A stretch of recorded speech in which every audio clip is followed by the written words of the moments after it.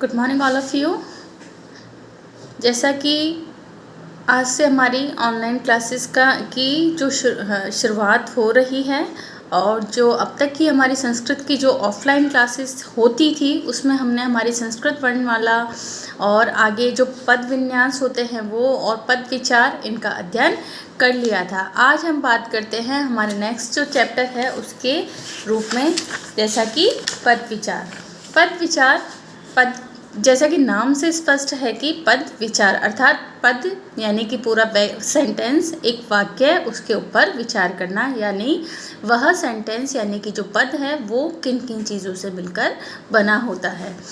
तो बात करते हैं हम पद विचार की कि जो वर्णों के सार्थक समूह को, यानी कि पद किसे कहते हैं, जो वर्णों का सार्थक समूह होता है, अर्थात वर्ण जो अपनी सार्थक रूप में अपनी भूमिका का निर्वहन करते हैं, वे जो एक रूप में, जैसा हम सामान्य वर्णों की दृष्टि से हम मान लें कि यानी कि वर्णों का एक ऐसा समूह है, यानी कि ऐसी माला जो पूर्ण रूप से एक एक सकारात्मक, जैसे इक्वल लेवल के मोती होते हैं उनको पिरोकर एक सुंदर सी माला सुशोभित होती है, उसी प्रकार वर्णों का जो सार्थक समूह होता है जिससे मिलकर एक सेंटेंस बनता है अर्थात एक पद बनता है, उसे ही पद कहते हैं। अब हम बात करते हैं पद के विचार के बारे में कि पद किन किन से मिलकर बना है। तो पद बना होता है, पद के अंदर हम देखते हैं कि संज्ञा, सर्वनाम, लिंग, वचन, कारक, काल, इन सभी रूपों का ध्यान रखा जाता है।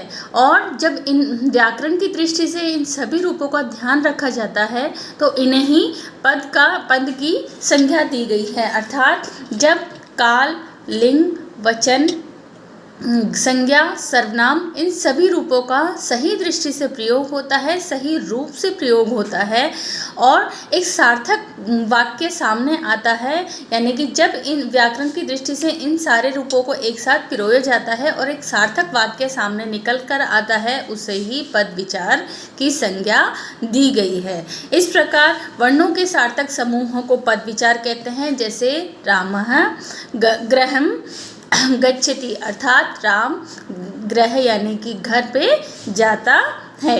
इस प्रकार राम यहाँ पे संज्ञा हुई, राम गृह यानी कि घर, यहाँ पे एक संज्ञा, सर्वनाम, विशेषण और इस रूप में जाता है। ता है, ती है, वर्तमान काल की भूमिका निभाता है। इस प्रकार पदों के दो भेद बताए गए हैं, सुबंत और तिङन्त। सुबंत यानी कि नाम और तिङन्त यानी आख्यात। सुबंत यानी कि संज्ञा या सर्वनाम जिस रूप का प्रयोग करते हैं, जैसे अभी मैंने बोला रामः गृहं गच्छति अर्थात राम घर जाता है। तो यहाँ राम तो हो गया सुबंत, क्यों? क्योंकि यह किसी व्यक्ति का नाम है। जहाँ व्यक्ति, वस्तु, स्थान का नाम आए अर्थात किसी नाम का रूप आए तो वही संज्ञा होती है। संज्ञा के स्थान पर अगर यहाँ पे किसी भी सर्वनाम का प्रयोग हो जाता है, यानी कि यह, वह, इस, उस, यहाँ, वहाँ, इनमें से किसी भी रूप का प्रयोग हो जाता तो भी वह सुबंत की दृष्टि से ही देखा जाता। अब रामः यहाँ पे एक नाम के रूप में सामने निकल कर आ गया है। जो जितना भी पद के अंदर नाम को मैंने हटा दिया तो वहाँ वह सुबंत हुआ। और जब मैंने बोला रामः गृहं गच्छति तो राम गृहं गच्छति, यहाँ पे गृहं और गच्छति पद विचार हुआ, पूरा आख्यात हुआ, तो इसे ही तिङन्त कहा गया है। इस प्रकार सुबंत की परिभाषा है कि जिन पदों के अंत में अर्थात जो भी पद होते हैं उनके अंत में सु, औ, जस आदि सुप प्रत्यय लगे हुए होते हैं, अर्थात सुबंत, सु यहाँ प्रत्यय उपसर्ग लगा और प्रत्यय के रूप में अंत प्रत्यय लगा, तो इससे ही सुबंत की संज्ञा बताई गई है। सभी संज्ञाएं नाम अर्थात तथा सर्वनाम इसी के अंतर्गत आते हैं, अर्थात इसी के अंतर्गत सभी संज्ञा या सर्वनाम पद आते हैं, जैसे रामः, देवः, फलः, जितने भी रूप चलते हैं वो लता, सर्वः, ये सारे ही रूप सुबंत की दृष्टि से देखे जाते हैं, अर्थात सुबंत के रूप में आते हैं।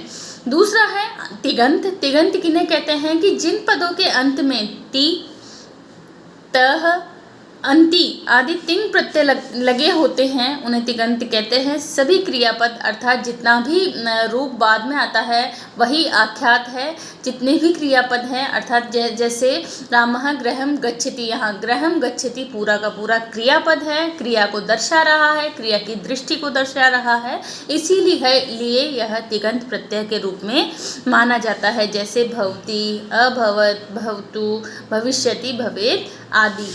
अब हम बात करते हैं कि यहाँ सुबंत और तिगंत दोनों ही रूप पद के मुख्य भेद के रूप में बताए गए हैं। अब हम बात करते हैं कि पद है वो किन किन रूपों से मिलकर बना हुआ होता है। तो पद होता है धातु से, दूसरा होता है हमारे कारक विचार से, तीसरा होता है विशेषण विशेष्य से, चौथा होता है लिंग विचार भी इसके अंदर महत्वपूर्ण भूमिका निभाते हैं। फिर है वचन विचार भी इसके अंदर महत्वपूर्ण भूमिका निभाते हैं और पुरुष विचार भी इसके अंदर महत्वपूर्ण भूमिका निभाते हैं। लकार यानी कि पांचों लकारों के अंतर्गत दिया गया, जैसे लट लकार, लिंग लकार, लोट लकार, विधिलिंग लकार, ये सारे ही लकार इसके अंतर्गत अहम भूमिका निभाते हैं। लकार को यहाँ संस्कृत में हम टेंस के रूप में भी जान सकते हैं क्योंकि यह काल की दृष्टि को दर्शाता है और इसी के अनुसार जो सेंटेंस की प्रक्रिया है वह सामान्य रूप से चलती है। जैसे ता है, ती है, था है, थी है, भविष्य, भूतकाल, प्रेजेंट, पास्ट, फ्यूचर, तीनों ही दृष्टि को लकार के रूप में जाना जाता है। अब हम बात करते हैं धातु को कि धातु किसे कहते हैं। तो क्रिया के मूल रूप को धातु कहते हैं। जैसे भवती क्रियापद का मूल रूप है भू धातु, अर्थात भवती भू धातु की ही एक क्रिया रूप है जिसे तिंग प्रत्यय लगाकर भवती तिगंत यानी क्रियापद बना दिया गया है। यहाँ धातु रूप जैसे भू धातु, धरा, ये सारी धातुओं के रूप में अंत में या प्रथम में या अंत में दोनों ही रूप से प्रत्यय उपसर्ग लगाकर इन्हें धातु रूप को तिगंत यानी आख्यात के रूप में तैयार किया जाता है। जैसे विकारी और अविकारी, जैसे सुबंत यानी रामः आदि, तिगंत गच्छति ये पूरा पद है, या अविकारी जैसे उपसर्ग या निपात दोनों ही इसके अंतर्गत आते हैं। जैसे प्र, उप, अव, निस, संस, समकार, ये सारे ही उपसर्ग और प्रत्यय की भूमिका के रूप में आते हैं। तो ये थे धातु रूप। आगे हम बात करते हैं कि अविकारी शब्द किसे कहते हैं। अविकारी शब्द वो होते हैं जिस पर संज्ञा, सर्वनाम, लिंग, वचन इनकी दृष्टि से बिल्कुल कोई प्रभाव ना पड़े, अर्थात जो जैसे हैं वह वैसे ही रहे, अर्थात यथावत उसी रूप में चलते रहते हैं, उन्हें ही अविकारी शब्द कहते हैं। जैसे कि मैं बोलूँ कि राम धीरे धीरे चलता है और सीता धीरे धीरे चलती है। यहाँ राम पुल्लिंग है और सीता दूसरे सेंटेंस में स्त्रीलिंग है। चलता है, चलती है, यहाँ क्रिया में चेंज हुआ, लिंग का प्रभाव क्रिया पर पड़ा, लेकिन बीच में एक सेंटेंस आया जिसका नाम था धीरे धीरे, वह उसके ऊपर न तो क्रिया का प्रभाव पड़ा न लिंग का कोई प्रभाव पड़ा। तो इस प्रकार ऐसे शब्द जो वाक्य में आते हैं और जिन पर लिंग, क्रिया, वचन और काल का कोई प्रभाव नहीं पड़ता उन्हें अविकारी शब्द कहते हैं। दूसरा होता है विकारी शब्द। विकारी शब्द वे शब्द कहलाते हैं जिन पर काल, लिंग, क्रिया, वचन आदि का प्रभाव पड़ता है। जैसे अभी मैंने वही सेंटेंस एक बार मैं दोबारा दोहराती हूँ कि राम धीरे धीरे चलता है और सीता धीरे धीरे चलती है। यहाँ राम का वचन ता है, ती है, ता है पे पड़ा यानी कि क्रिया के ता उस पे पड़ा, वर्तमान काल पर इसका प्रभाव पड़ा। दूसरा है सीता धीरे धीरे चलती है, यहाँ लिंग का प्रभाव फिर से क्रिया के ऊपर पड़ा। तो इस प्रकार ऐसे शब्द जिन पर लिंग, वचन, काल का पूरा प्रभाव पड़ता हो वह विकारी शब्द कहलाते हैं। जैसे संज्ञा, सर्वनाम, प्रत्यय, उपसर्ग, ये जो सारी चीज़ें हैं, निपात, ये सारी चीज़ें इसी के रूप में आती हैं। अर्थात जैसे ये शब्द रूप हुए, धातु रूप हुए, ये सारी चीज़ें इन्हीं के अंदर आती हैं। विशेषण हुआ, जो अर्थात कहने का तात्पर्य यह है जितनी भी चीज़ों में परिवर्तन होता है वो विकार के रूप में विकार उत्पन्न होता है। सेंटेंस के अंदर जिस भी चीज़ में विकार उत्पन्न होता है वही शब्द विकारी कहलाते हैं। जैसे लिंग भी आते हैं इसी के अंदर आते हैं संज्ञा, सर्वनाम, प्रत्यय, उपसर्ग, क्रिया, काल और कारक, विशेषण, ये सभी चीज़ों के ऊपर इनका प्रभाव पड़ता है। तो ये थे हमारे विकारी और अविकारी शब्द। अब ऐसे शब्दों की हम बात करते हैं जो लगते प्रत्यय और उपसर्ग जैसे हैं लेकिन उन्हें अलग से रखा गया है और उनका स्वरूप नित्य एक जैसा ही होता है, अर्थात वाक्य में स्वतंत्र रूप से उसका प्रयोग होता है, अर्थात वाक्य में वो इंडिपेंडेंट होते हैं और इंडिपेंडेंट होके ही वह पूरे सेंटेंस में अहम भूमिका निभाते हैं। उन्हें ही निपात कहते हैं। जैसे अघ्य, संप्रति, अधुना, कदा, कुत्र आदि अव्यय पद हैं जिनका स्वरूप एक जैसा रहता है तथा वाक्य में जिनका स्वतंत्र रूप से भी प्रयोग होता है।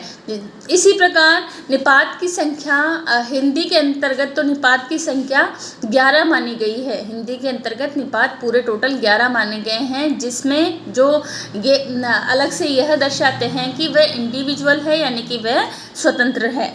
तो ये था हमारा धातु के कुछ रूप, जिसके अंदर हमने पढ़ा कि अविकारी शब्द, विकारी शब्द, धातु शब्द किसे कहते हैं, तिगंत और सुबंत ये इन्हें क्या कहते हैं और निपात आदि को क्या कहते हैं। नेक्स्ट की वीडियो में हम बात करेंगे कि कारक विचार क्या है, अर्थात कारक का हम प्रयोग किस रूप में करते हैं।